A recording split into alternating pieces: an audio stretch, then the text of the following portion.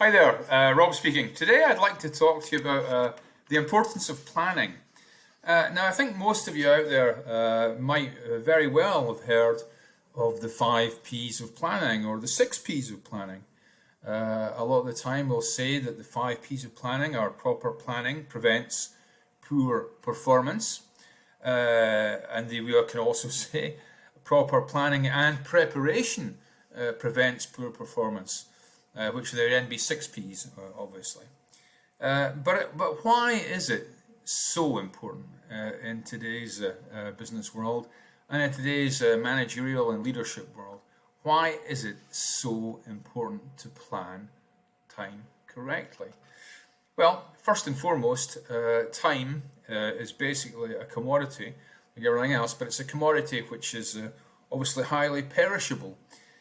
So that you're not going to have an infinite amount of time at your disposition to do everything that you want to do. So you have to use your time carefully, and in particular in a leadership role or a managerial role, you have to make choices about how to actually use your time. So proper planning. I'm going to split this into 2 parts. I'm first of all going to talk about what actually proper planning actually means. Then I'm going to talk about how it prevents poor performance and exactly how we can tell whether performance is good or not. So I'll split it into those 2 parts, basically to talk about what proper planning is and then to talk about the related performance, whether or not the planning allows you to have a good or a bad performance and how we can measure that, as it does need to be measured. So, first of all, proper planning. There are some very simple tools. I myself prefer, really, I think a lot of us do, use task lists and basically to-do lists.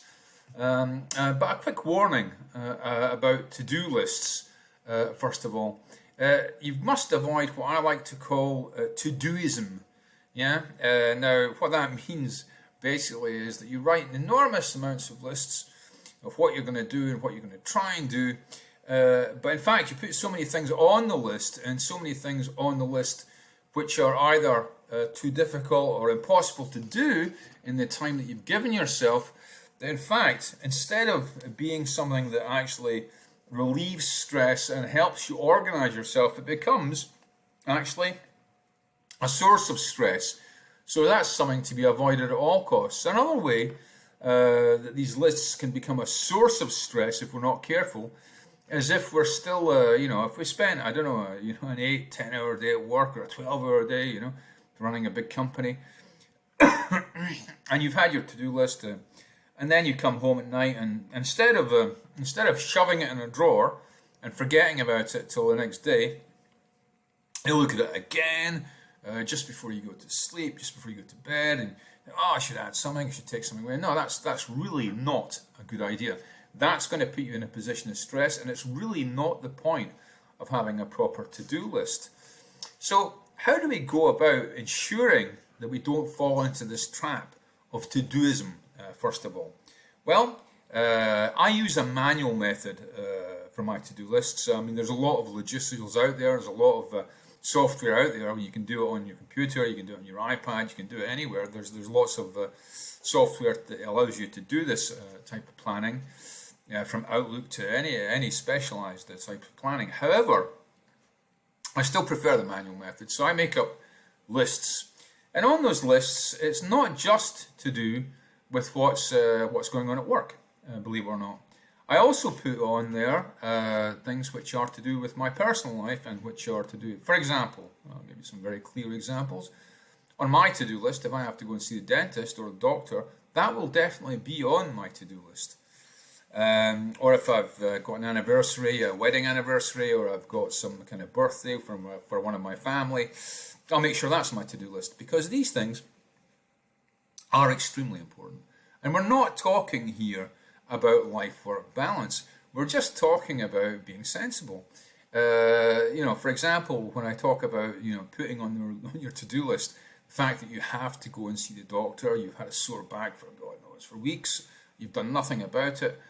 Well, you really have to go, don't you? Because at the end of the day, If you allow this to become worse, perhaps the physical condition will become worse. Perhaps you'll become too tired to work, too tired to focus, and then you're going to be no use, basically, either to yourself, either to your teams who are looking to you to lead through example. But if you're not fit to lead, and I'm really talking about this literally, if you're not fit to lead physically, this is going to become a problem.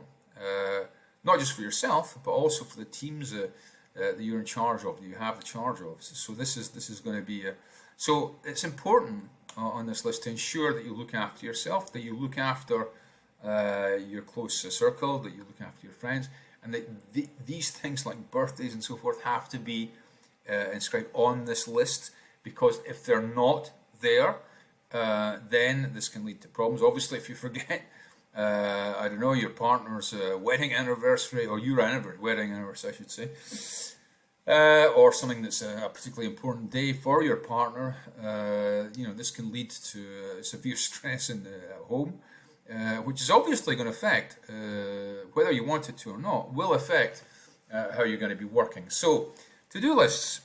So the very first thing is that they should be a mix of not only what you're doing at work, but they should also be personal areas which are taken up, and things like doctor's appointments and so forth. And I always like to recount the same thing. If you're in an aeroplane, you're about to crash into the sea, whose oxygen mask do you put on first? Do you put on, do you start trying to put on your children's masks, or your wife's mask, or whatever? No, the very first mask that you have to put on is your own oxygen mask, because if you don't, you will not be in a position, you'll be unconscious, you won't be in a position to help anyone else. So always remember this, look after number one if you want to look after others. It's a very important message about how to plan your time. So going on from that, so now I've said that there's some personal areas that can be put on these to-do lists as well as work areas. How do we actually prioritize? Well, I use a very simple system. I mean, it's so simple. It's a simple system, but it's also a dynamic system. So what I do is I'll take, for example, an A4 piece of paper, and I'll write on it, for example, all the things that I think I have to do during the day or the next couple of days. Yeah, and then what I'll do is I'll assign, and what I do is I can use other systems if you want. You can use a numbered system, but the system I use, I put 2 stars if this is something that I need to do today. It's got to be done today. It can't wait till tomorrow. It has to be done today. Then, if I put 1 star next to it, it's going to mean it's something that would be preferential if I actually manage to do that today. It would be better if I can do it today, but it's not got any disastrous consequences if I don't manage to do it today. And then, if you've got time, so basically, then it becomes an A, and the A category would be if I've got something. If I do have the time, that's something I really should do. If I do have the time, yeah. If I don't, that can wait till tomorrow or perhaps the next day. B, that's something that if you've achieved everything else on your task list, you can certainly think about starting that work. And C basically is something that's not a priority and it can wait for a few days or even a week or so, before you even start to look at it. Now, when I say the system's dynamic, well, what's really important is that you're not going to waste much time on this, because time, as I said at the beginning, is crucial. You need time. Time is money. Time is in short supply. It's your most important commodity, but it should be your most important commodity in the service of your most important asset, which is still people. So always bear this in mind. But you yourself, you have to plan your life at work properly before you can imagine planning things for others. So in the morning with your task list, look at your task list, give me 5 minutes spent on that, yeah? Seeing what really is important to do today, or what the 2-star and 1-star stuff is, and start work on that, yeah, immediately, yeah? And even better, there's an expression a lot of people use, which is eat the frog, which means that the first thing, if you've got a choice between, let's say you've got 3 2-star things to do on your list, and 2 of them you love doing, you love having that meeting, that one-to-one meeting, and you really love having this breakfast meeting with the staff and so forth. And there's something on there that's to do with administrative work, which I absolutely detest doing. But my advice really is to eat the frog, as they say, which means do that first. Yeah, do what you don't like first, get it out of the way. Okay, and then as soon as you get it out of the way, that's a relief, isn't it? Yeah, that's going to relieve stress, and that's going to allow you to be in an even better position to get on with what you like doing. Yeah, so that's my advice regarding that. So in the morning, check that out for 5 minutes, and then in the evening, basically, you're going to sit, with the same list again, and you'll go through it once again, and what you're going to do is you're going to cross off what was not so important. What's done, yeah? You're going to take what's not been done today, and you're going to transfer it to tomorrow. This is the dynamic part. This is only taking 5 minutes. Now, you don't have to, let's say that we're the 25th today, you don't have to transfer everything to the 26th. Yeah, for example, if you've got some C's on there, you decide they're going to become B's, but they can maybe not be tomorrow. Maybe they can be after tomorrow or even next week. Yeah, so I've gotten a habit now of, my to-do lists. Yeah, normally they're spread over 7 days. And why is that? It's because basically I know that some things are going to become more important as time goes on, or perhaps more urgent as time goes on. But for the moment, yeah, I just remove them from my head, from my sphere of focus. And that's very important on these to-do lists, yeah? Goes back to this thing about to-doism, yeah? If you put far too many things on the one day and you just don't manage, you only manage 2 out of 15, 16 things that you've put on this piece of paper, it's not going to give you a great feeling of success, yeah? However, if you've got 4 or 5 things on there and you succeed all of them, even you get to the stage that you do some of the lesser priorities like the A's, the B's, and maybe even a C, then you're going to think, yeah, I did everything that's really important. I even managed to progress with some of the stuff that was a bit less important or less urgent. So that would give you a great feeling, yeah? And then anything that's left over there, you transfer to the next day or the day after. So you do understand this is a dynamic system, and it's very important to keep that in mind. And why do I insist on this? And I'll come back to another point and insist on another point once again, is that when you finish that list for the day, whether you're working in a hybrid environment, whether that means when you're working at home, if you're working at home, or whether you're working in the office, wherever you're working, that list at the end of the day, when it's finished and you've written it and you've rewritten and you've taken out everything you've done and you've put other things on other pieces of paper for the next days, that then goes in a locked drawer and you just physically get rid of it. You can't see it anymore, okay? Because when you have to relax, you are not going to be looking at your to-do list for tomorrow, yeah? Because I'm going to tell you something that's very evident, and a lot of people forget this. You can work as much as you want. You can work 20 hours a day, 24 hours a day. But when you come to the next day, that work is still going to be there, yeah?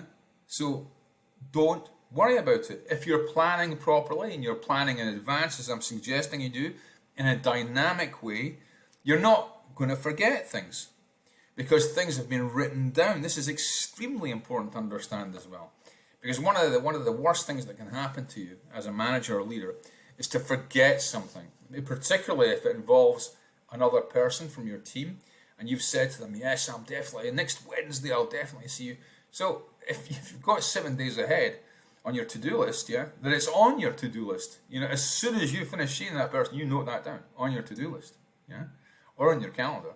But you make sure you note it, because there's nothing worse than making a promise, yeah, because making a promise leads to hope. I think we all know that. But keeping a promise leads to trust. And this is what you're trying to build through proper planning, especially when you're a manager. You have to build trust. So don't forget to note things down in advance. So it also allows you not to forget things, and it allows you to relax, because you know that everything you've got to do has already been written down. You just have to follow your list, yeah, and do as much as you can. It doesn't mean you'll never be interrupted. It doesn't mean that no one's going to come and ask you a question. You're not going to be disturbed. Of course, this is going to happen, yeah. But another thing about this in terms of personal planning, we're still talking about personal planning here. We're not talking about planning for others yet. But in terms of personal planning, so proper planning, the first two words we said we were going to discuss, you make sure that you plan time for yourself. So the very first thing is, in the morning, you're going to plan that 5 minutes, and you're going to take that 5 minutes to do your to-do list. In the evening, you're going to retreat, as we've discussed, your to-do list for 5 minutes, and you're going to take that time to do that. Okay, and another thing that you're going to take time to do is you're going to have a strategic meeting at least once a week with yourself. Now, this might sound a bit silly, but I was in the habit of doing this, and it worked very, very well for me, I have to say. And what I was doing, basically, I was taking, once a week, I'd write in my diary, meeting with Rob, even.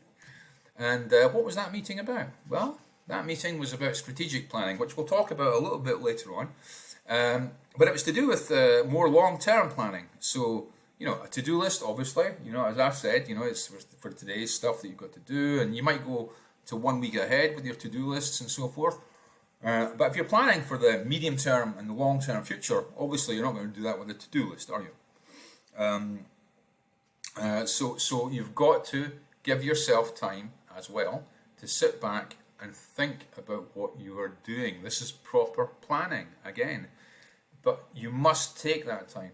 Now, a lot of people have said to me in the past, yes, but what happens? We've told everyone we've got an open door policy, and then we tell them we can't see anyone. Yeah, okay, but for 1 hour or for 2 hours, however long you need to do that exercise once a week, is that really going to have a bad effect on how you're running your business? No, quite the contrary. You're going to take the time to step back, and plan properly for the future, to look at your environment, to look at your competitors, to look at what's happening, and to plan, quite simply, the future, and what you are trying to do, and to put your ideas straight in your head. So it's very important to take that time for yourself. You have to take time out to do that exercise, and do it regularly, because it really does help. And I can tell you from my own personal experience, it helps very much to really get out of the way get out of stress's way, and to be in a position where you're always have at least the feeling. It doesn't mean you always are in control, but you at least have the feeling that you are in control of your own destiny to a certain point. So these are all very important points. And when people say they've got open door policies and so forth, that's great. But if you're going to get interrupted every 2 minutes, someone's going to come and say, hold on, can I see you for a minute, boss, or whatever they call you, boss, leader, whatever, or Rob, even. Can I come and see you for a couple of minutes, Rob? I've got something, this project, I want you to go over with me, blah, blah. I said, it's okay, so have you planned it? Have you got, and you start to talk, and you realise that, in fact, the thing's not ready at all. So what I used to tell my teams, it's quite a simple message. I mean, a really simple message is to say that, my door is always open until it's closed. Now, why is that? Because in the morning, when I need my 5 minutes, or I need my coffee, and I need my 5 minutes to do my to-do list, or I need my 5 minutes in the evening to do my to-do list, or I need that couple of hours once a week to sit and plan the future of what I'm doing, how am I doing, have I learned any lessons from what's happened this week, what's going on at the present time, what are we planning for the future. If I'm going to get interrupted during all those little periods that I need, then it's going to be a problem, because we're not going to actually make any progress with our personal planning. So that's very important. So that's the very first thing, is to plan your own time. So there's lots of tools out there. Now, I'm not just talking about the to-do list here. There's other what we call time management tools, in inverted commas. So there's lots of these. Some of the best ones, there's the Eisenhower matrix, which really does allow you, and I suggest to take a deeper dive. I can tell you very briefly about the Eisenhower matrix here, but it requires a deeper dive to understand how it really works.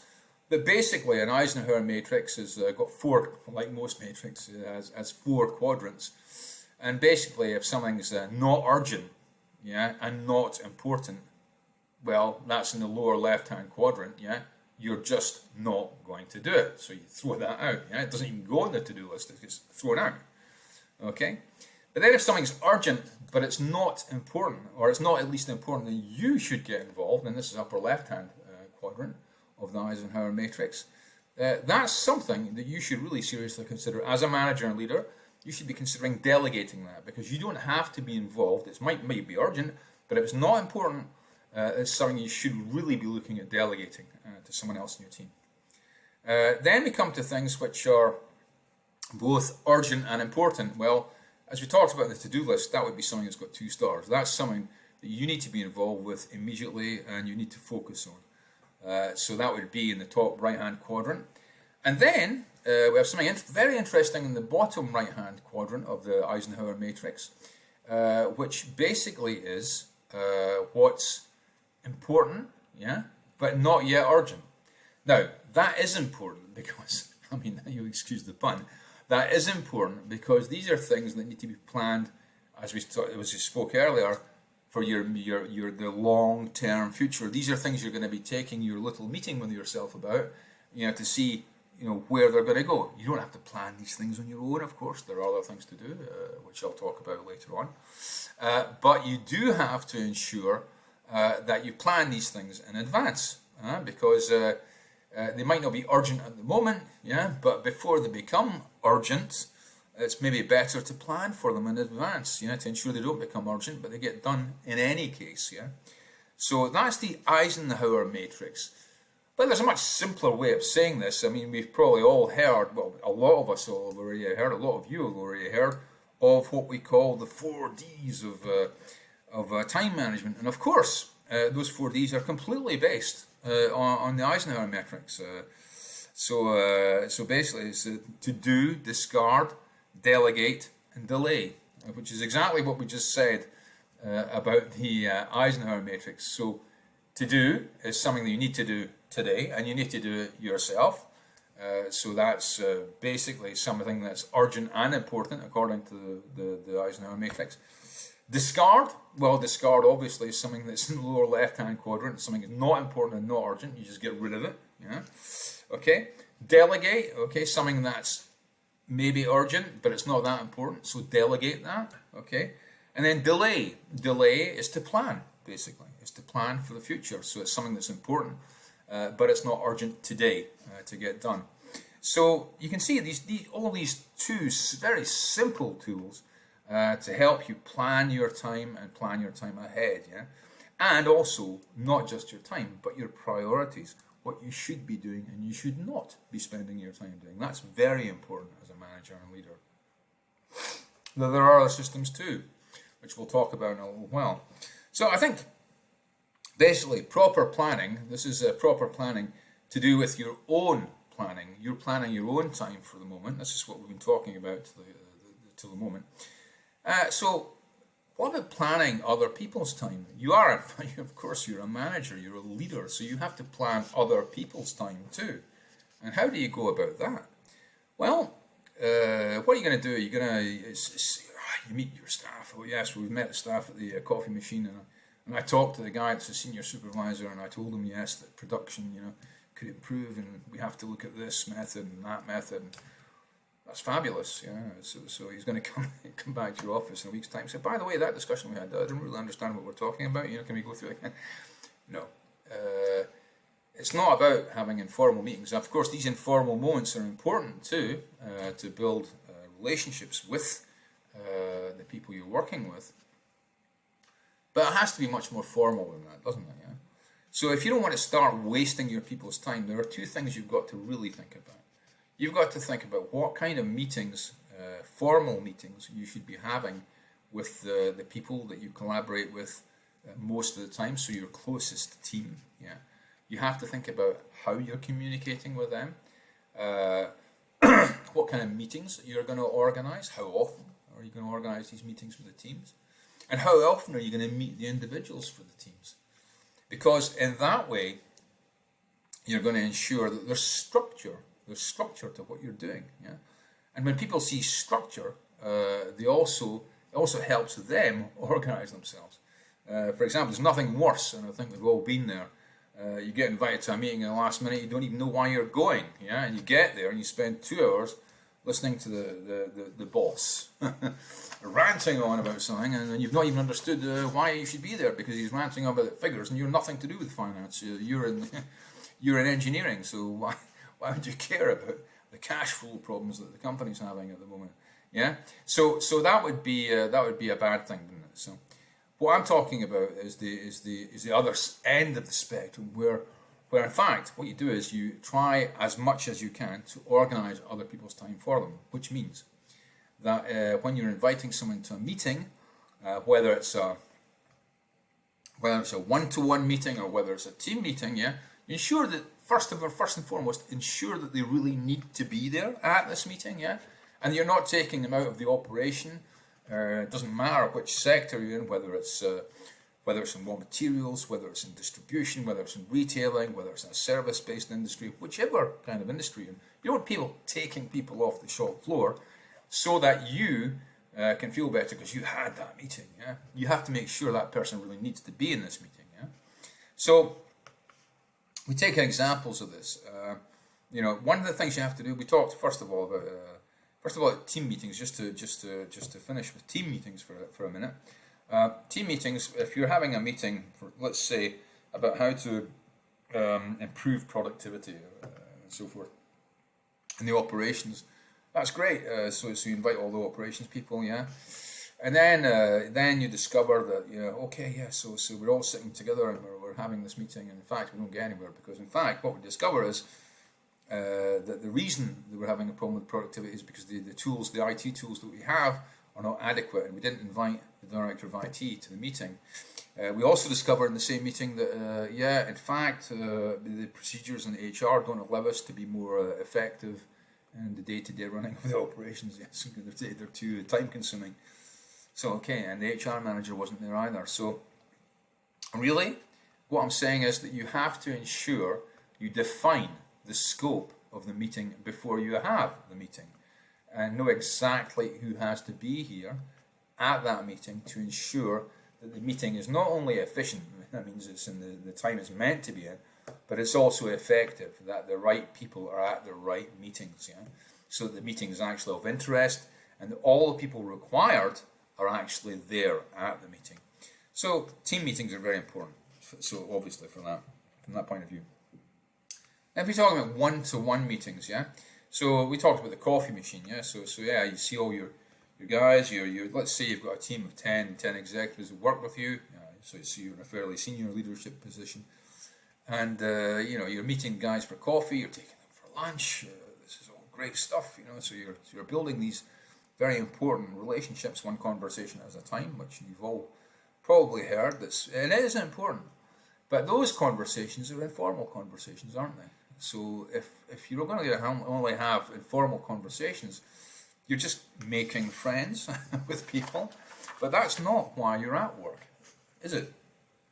Doesn't matter if you actually happen to make some friends at work, but the main reason you're there is to ensure that the goals of the organization are achieved. Yeah. Now you can't do that without formal, structured one-to-one meetings. Now people have often said to me in the past, "Well, yeah, but you just told us that time's so important. We can't be having all these meetings. And if you've got 10 people in your team, how can you possibly take some time for each single person, all the time?" Well, the first part of planning that is to see how much time per person per month. Now, I've always been in the habit of taking at least, and my executive teams often were between 10 and 12 people. I was taking between 1 to 1.5 hours per person per month. And you might think, oh, but that can be 15 hours out of your month already before you even. Yeah, but the amount of time you save doing that is enormous. This is planning other people's time too, because in that meeting you're going to discuss what are you going to discuss. Well, you're going to discuss, for example, the objectives that the person has been set at the beginning of the year. So it's a milestone, it's a marker. So basically you don't wait to the end of the year and woe and betide you announce to the person, well, by the way, you're in your year-end performance appraisal, and you say, terribly sorry, but in fact, you've actually, Jim, or whatever the person's name is, you've failed all your objectives. I'm terribly sorry to inform you there will be absolutely no bonus for you this year. But you've not talked about the objectives during the whole course of the year. How's that possible? That's not just the employee or your team member's fault. That's your fault as a manager too. You need to have check-ins. Yeah, you need to check in with people. It doesn't mean you don't have confidence in your people. What it does mean is to ensure that you're there for them. So that, for example, when you're talking about objectives can change, can't they? Due to external influences. You know, I don't know, the financial crisis happens, and you've said that, you know, occupancy this year and all of our housing units should be at like 85%, and it's only at 70%, and then it drops to 50 because there's a housing crisis, yeah, and there's a crisis because people can't get any loans to actually buy houses. So yeah, of course, the objective that you gave the person at the beginning of the year is not going to be possible anymore, yeah. So you'd have to make another objective, and this gives you the opportunity to do so, yeah, and not leave people sitting with objectives which they're going to worry about and be stressed about. So you can alter, and you can look at each objective, yeah, and it also gives you the opportunity to listen to the person. So as a manager, you know, in that famous one-to-one meeting that you're going to have for 1.5 hours with the person, you are going to be sitting listening to the person. You are not going to be doing the talking. And it comes back to the 80-20 Pareto rule. So you're going to listen for 80% of the time. And the other 20%, you're probably going to be asking questions, and you're going to be ensuring that you've understood what the person said to you.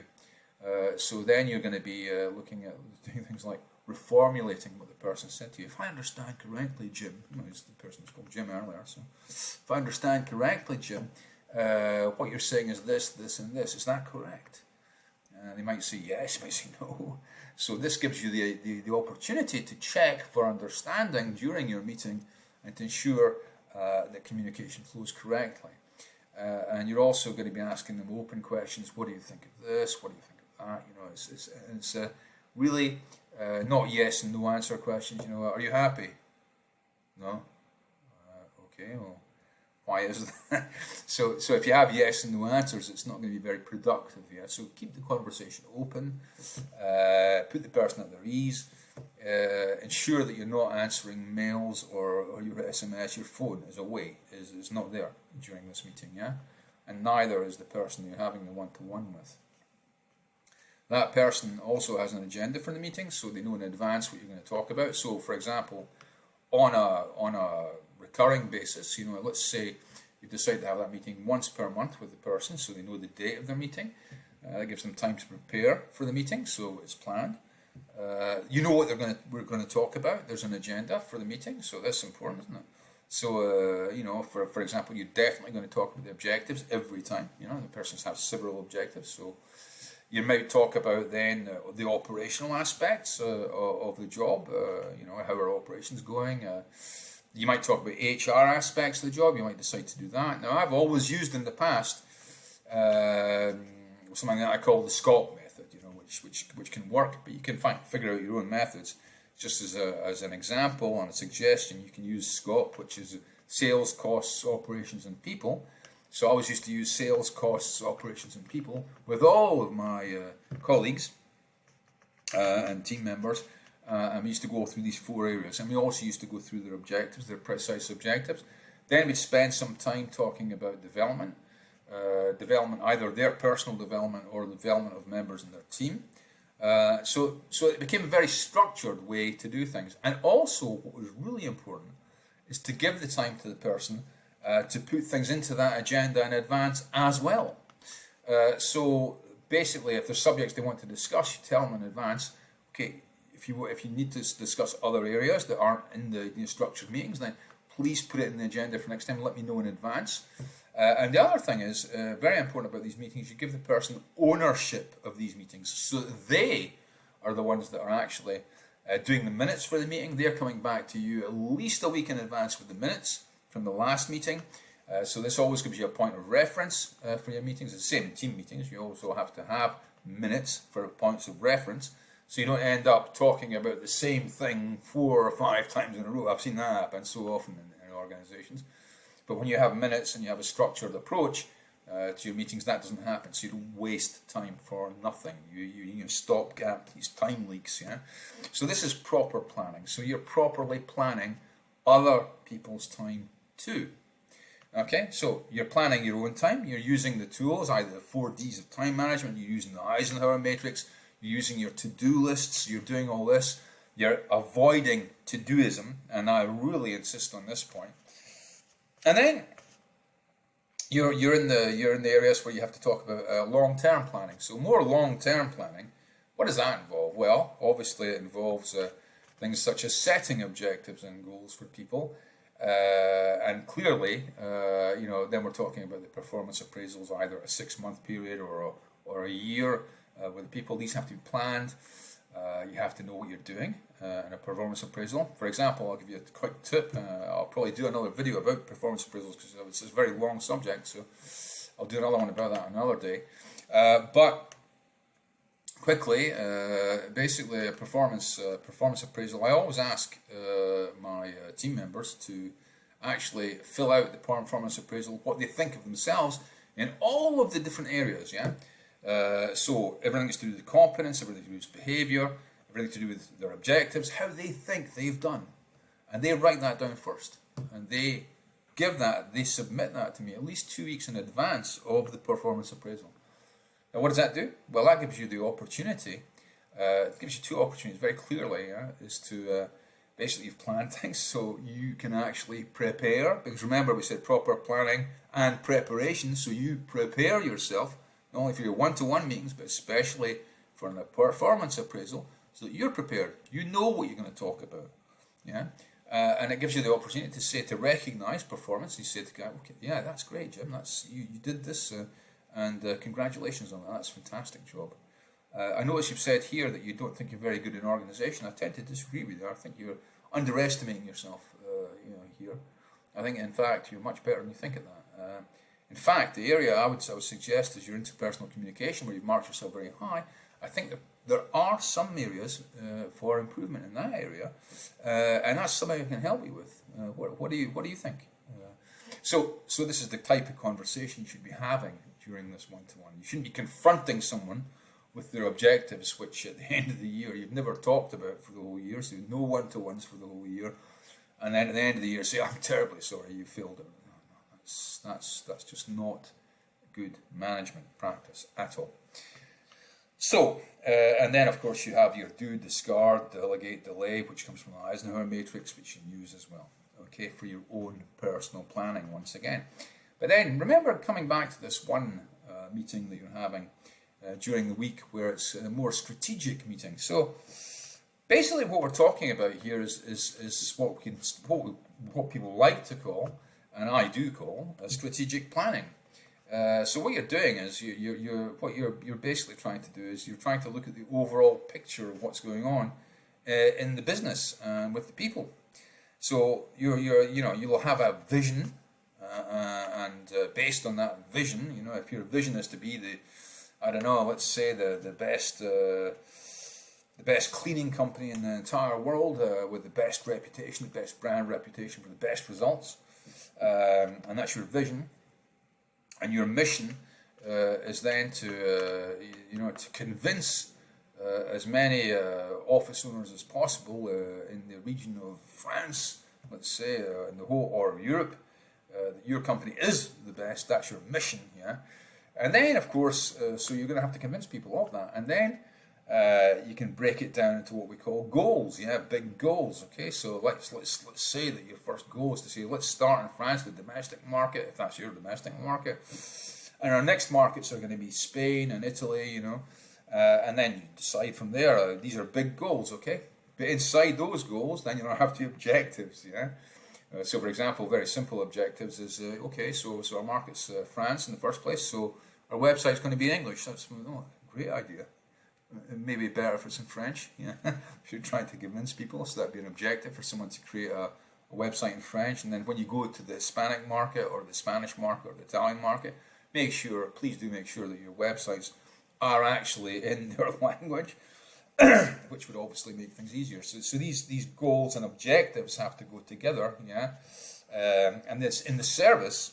So they're basically lots of tactics, basically in the service of your overall strategy to become the best cleaning company and the best known cleaning company from your mission statement in Europe. And then based on that, goals and objectives, and we talked about, how to make sure that everyone knows what their objectives are and that they're indeed aligned with the company's vision and mission. That's very important to make sure they're aligned. Okay. And also to make sure, because you can have lots of plans laid and so forth, and that's great to have plans, The best laid plans of men and mice, as Robbie Burns once said. That doesn't mean anything if you don't translate them into action, yeah? And there's a very famous phrase which I always love to tell people, which is it's vision without action is a daydream, but action without vision is a nightmare. So yeah, you do need to plan. You have to have a vision, yeah, but you do have to be able to translate into action at some point. But imagine if you just took action without having any vision, no goals, no idea where you're going. Well, you're going to have a disaster. So that's what that meaning means. Well, that's what the saying means in any case. So action plans based on those objectives and goals. So what's missing from our strategic planning? Do you have the money to do all this? Yeah, so budgets need to be in strategic planning as well, so that you ensure that you're actually doing something that's actually realistic and it's within the bounds of what you can do financially. And then, of course, there's verification. Now, we're talking, again, about performance. And I promised at the beginning we'd talk about how do we judge, at the end of the day, whether the performance has been good, bad, or indifferent. Yeah, so, because we said proper planning and preparation prevents poor performance. Yeah, well, it does. But how do you measure whether or not we've succeeded in this, in doing this planning correctly? Yeah? And following through on it to the point where we take action? Well, we have to verify where we are. How do we do that in business? Well, it's quite simple. We do use something called KPIs, which, as you all know, are key performance indicators. But what's important isn't to have 100 different key performance indicators. It's to have the key performance indicators which reflect whether or not your business is successful or not. So you're going to have some broad areas you're going to have to look at. Now, I always like to use the analogy when I'm talking about key performance indicators of someone, because we often say piloting a business. So the analogy that I love to talk about when we're talking about whether or not we judge whether we've reached the performance levels that we should have is an airplane pilot. Because in front of them, they have a dashboard, don't they? They have a dashboard with lots of dials and tons of information in front of them. But some of those informations, all that information is important, but some of them are more important than others. For example, in an airplane, for example, you would have to know how much fuel you've got in the aircraft at the beginning of the voyage. Because if you're going to go from Paris to New York and you don't have enough fuel in the plane, you're going to end up in the sea. Yeah? So that's not good. So that's going to be very important. So you have to make sure that you have enough fuel, so that's measured, your fuel use and so forth. Then you have to know what altitude you're flying at. Well, that's obvious as well, isn't it? Especially if you're flying at night and you're going to fly into a skyscraper. That's not going to be very clever, is it? Yeah, for anyone involved. So you have to ensure that you're the correct height. And it's also, why is height so important? Well, because also there's less friction when there's less air, so the airplane can travel faster.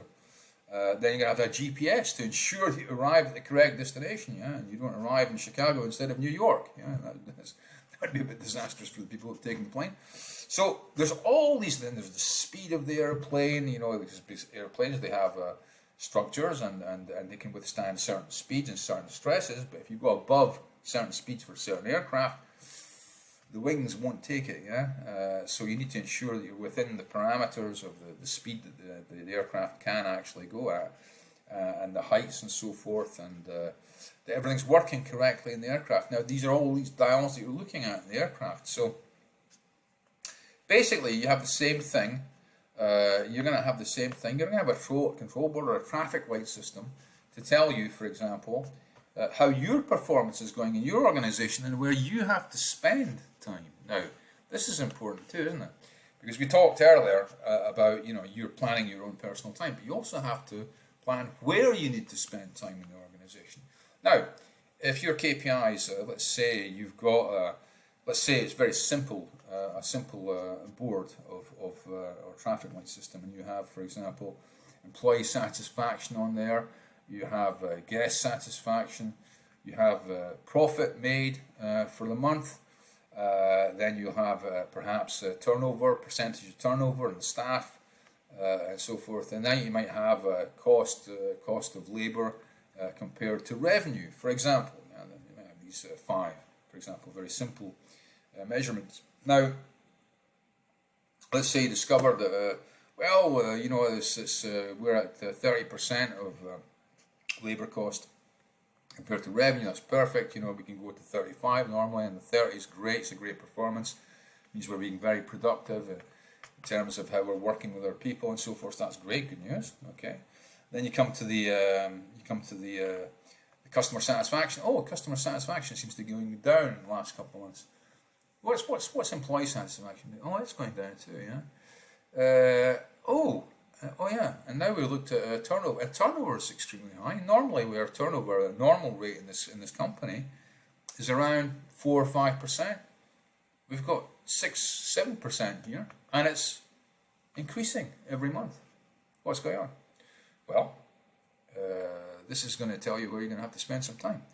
You're going to have to spend some time with HR there, aren't you? Because you're going to have to, and your operating department managers and so forth, to find out why is it that the customers will tell you, obviously, what's wrong.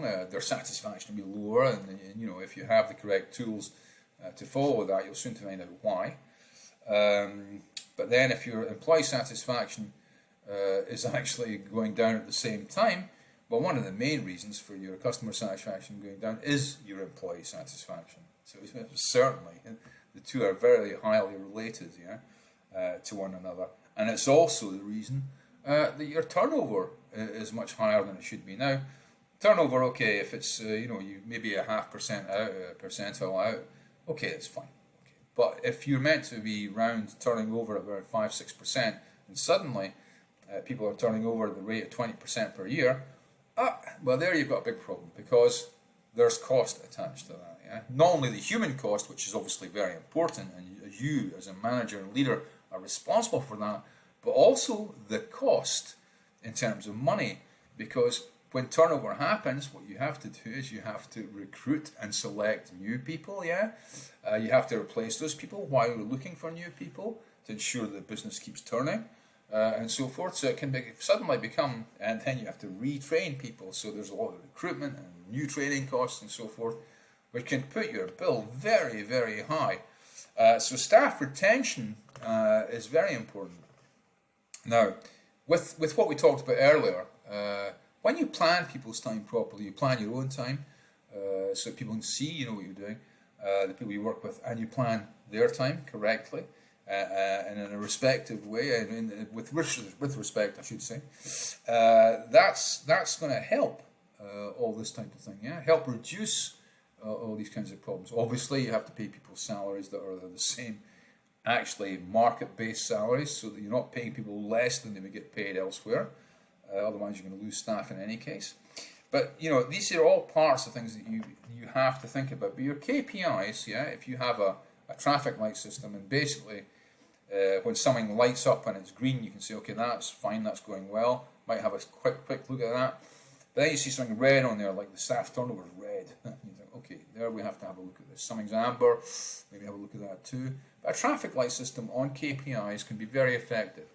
But as I said to you earlier, be careful not to use too many KPIs. Use the KPIs which actually mean something for your business.